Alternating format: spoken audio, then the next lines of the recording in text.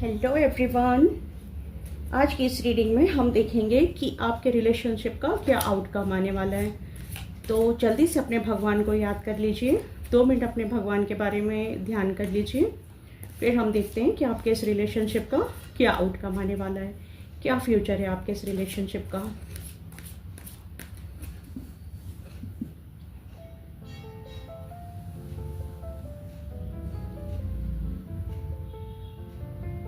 Guys, ये एक general reading है। अगर आप आपके रिलेशन के लिए मुझसे पर्सनल रीडिंग करवाना चाहते हैं तो आप मुझे व्हाट्सअप कर सकते हैं, मेरे नंबर पर कॉल कर सकते हैं। ये एक जनरल रीडिंग है, तो जितनी आपके साथ रेजोनेट करे आप रखिएगा, बाकी दूसरों के लिए छोड़ दीजिएगा।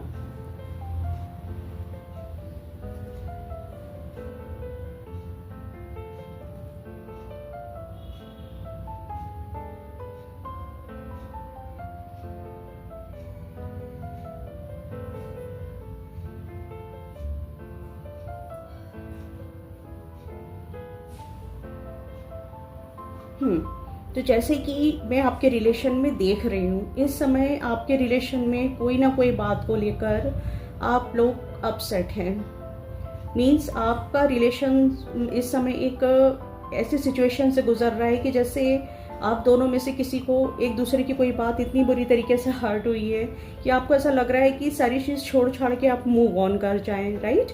जैसे मतलब एक डिप्रेशन वाली स्थिति होती है, एक मतलब नो कांटेक्ट वाली सिचुएशन होती है, मुझे यहाँ पर वो नज़र आ रही है। आप दोनों में से किसी ने ऐसे बच्चों जैसी हरकतें की है कि चीज़ों को डीपली नहीं लेना या उस चीज़ को उतना मतलब लाइट वे में लिया है कि जिसकी वजह से आप या आपका पार्टनर दोनों में से कोई एक दूसरे से बहुत ज़्यादा हर्ट हुआ है ना। ये एनर्जी बिल्कुल देखने में बता रही है कि आप दोनों में से कोई बहुत ज़्यादा हर्ट हुआ है, कोई इमेचुअल ऐसी कोई हुआ है आप दोनों के बीच में कि आपने वेल विशर कोई आपका रहा होगा, उसने आपको समझाया भी कि आपको इस तरीके से नहीं करना है, चाहे वो मजाक में कुछ काम किया गया हो या फिर आपको इग्नोर करते हुए कोई काम किया गया हो, लेकिन आप दोनों में से किसी एक ने तो ऐसा कुछ किया है जिसकी वजह से आप बहुत ज़्यादा डिप्रेस हैं, बहुत ज़्यादा लोनली फील कर रहे हैं, अकेला फील कर रहे हैं। और मैं आपको एक चीज़ और बता दूं, अगर आप इस तरीके से करेंगे ना तो आपके कार्ड में कहीं ना कहीं ऐसी एनर्जी भी आ रही है कि आपकी दो की लड़ाई के बीच में ना कोई थर्ड पर्सन आपका फ़ायदा उठाएगा। कोई थर्ड पर्सन है या फिर ये लड़ाई करवाने के पीछे किसी थर्ड पर्सन की एनर्जी को भी मैं देख रही हूँ, जिसकी वजह से आप बहुत ज़्यादा डिप्रेस हैं, आप उदास रहने लग गए हैं। आप दोनों के झगड़े के बीच में कोई थर्ड पर्सन भी मुझे यहाँ पर नज़र आ रहा है। तो मैं आपको यही गाइडेंस देना चाहूँगी कि देखिए, हर रिश्ते में अच्छा भी होता है, बुरा भी होता है, सब बात होती है हमें समझने की। जिस तरीके से मैं यहाँ पे गाइडेंस के कार्ड में देख पा रही हूँ कि आपको अपने जिंदगी के रिलेशन को एक योद्धा की तरह चलाना है।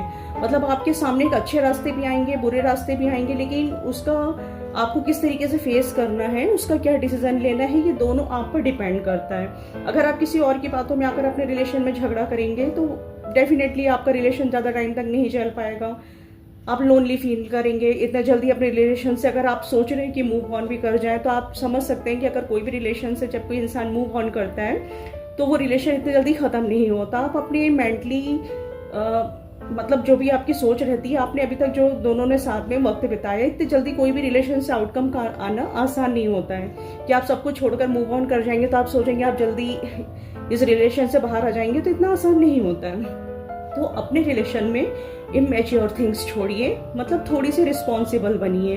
कार्ड आपको यही कह रहा है कि आपका ब्राइट फ्यूचर हो सकता है, लेकिन एक योद्धा की तरह, एक समझदार व्यक्ति की तरह आपको इस रिलेशन को हैंडल करने की ज़रूरत है। हर किसी के रिलेशन में एक बुरा दौर भी आता है, अच्छा दौर भी आता है, अप्स एंड डाउन्स भी आते हैं, लेकिन आपको एक रिस्पॉन्सिबल पर्सन की तरह अपने रिलेशन को हैंडल करना है और अच्छे से दोनों को बैठकर बात करना है, तो इस रिलेशन का बहुत अच्छा आउटकम आ सकता है।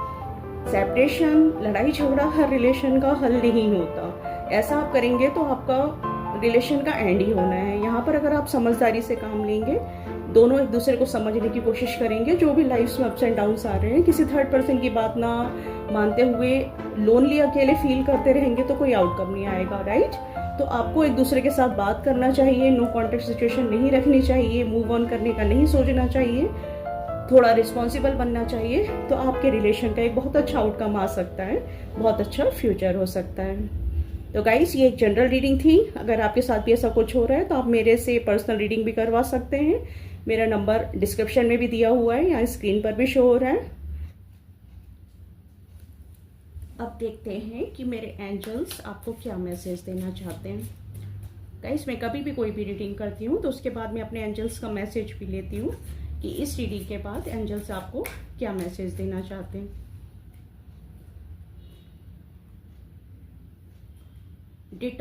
Detoxification, clean your body, mind and soul with the power of angels.